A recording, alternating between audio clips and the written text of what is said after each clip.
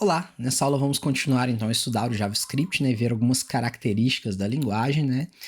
Nessa aula eu vou mostrar para vocês como que podemos utilizar os operadores em JavaScript, né. Então, a gente aprendeu que podemos criar variáveis com var, let ou const, né. A gente recomenda utilizar o let quando você precisa alterar e o const quando você não precisa alterar essa variável, né. Então, preste atenção nessas duas palavras. Para a gente utilizar, então, operações matemáticas, por exemplo, nós podemos criar uma variável A e vamos criar uma variável B, vou chamar aqui de 4, ok? E aí, para a gente somar essas duas variáveis, eu vou criar aqui uma variável chamada soma, e soma recebe A mais B, ok? Para a gente imprimir é console.log soma. E olha uma coisa interessante que eu não havia falado antes, mas vocês perceberam que em alguns momentos eu fechei a linha com ponto e vírgula, em outros momentos eu não fechei a linha com ponto e vírgula, né? No JavaScript, o ponto e vírgula ao final ele não é obrigatório, né? Ele é uma boa prática, né, para evitar que você tenha problema, principalmente quando você estiver trabalhando com funções, né? Mas teoricamente não é obrigatório eu declarar o ponto e vírgula ao final do meu código, né? Bom, além da operação matemática, né, nós temos aquelas outras operações, aqueles outros operadores, né, das linguagens de programação, né, da mesma forma que o PHP. Eu posso fazer outros tipos de operação, né, por exemplo, verificar se A é par, A por 102 igual a 1, a 0, né, para ver se é par. Então, eu posso dar um console.log, e aí olha o que ele vai retornar, ó, falso.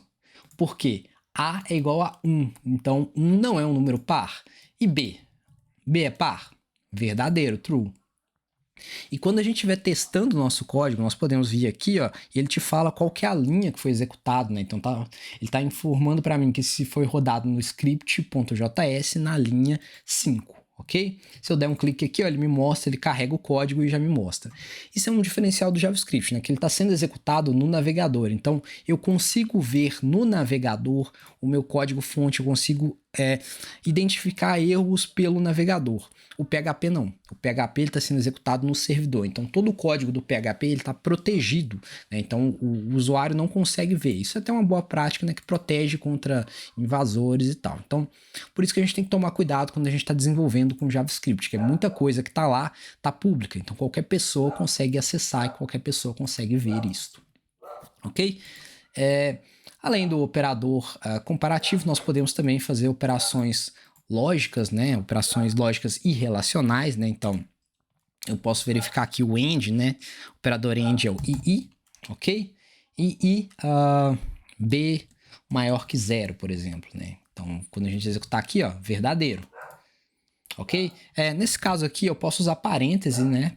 Para melhorar a organização do código, né? Deixa eu organizar aqui.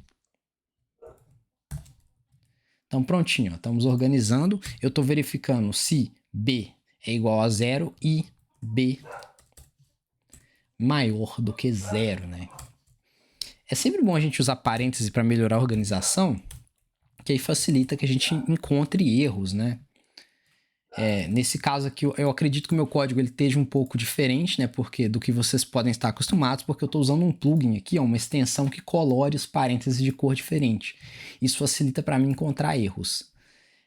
Se eu mudar qualquer coisa aqui, ó, vou colocar aqui para menos, menor do que 0, ele vai dar um erro, ok? Aí o que eu faço? Eu posso mudar esse operador aqui para um ou, né? O ou a gente sabe que a gente usa esse símbolo aqui, ó, que é o pipe, né? O pipe ele vai verificar se um ou outro é falso, né? Como um deles é verdadeiro, se um ou outro é verdadeiro, como um deles é verdadeiro, ele vai retornar verdadeiro. Ok?